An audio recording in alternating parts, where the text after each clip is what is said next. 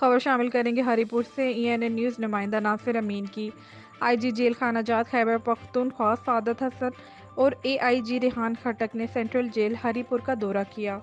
के मसाइल सुने, इंडोर खेलों का इफ्तिताह किया। इस मौके पर उन्होंने मीडिया से बात करते हुए कहा, तो हमारा मैंडेट है प्रिजन डिपार्टमेंट का, उस मैंडेट के तहत जितनी भी हम आसानियाँ ला सकें जेल का जो निज़ाम है सूबा खैबर पख्तूनख्वा में, उसमें हम जो है इंशाल्लाह भरपूर कोशिश करेंगे। मैं एज IG और मेरी जितनी भी टीम है, मेरे साथ एडिशनल IG रेहान खटक साहब भी हैं, सुपरिटेंडेंट जेल जहाँ जो हरीपुर में हैं वो भी हमारे बड़े सीजनड अफसर हैं, वो भी मेहनत कर रहे हैं। फ़र्दर जो है हम पहला विज़िट था ये एक, तो इसके बाद फ़र्दर हम फॉलो अप विज़िट भी करेंगे और इंशाल्लाह जो है वो हम कोशिश करेंगे कि जितनी बेहतरी लाई जा सके मौजूदा वसाइल में वो हम बेहतरी लाएँ।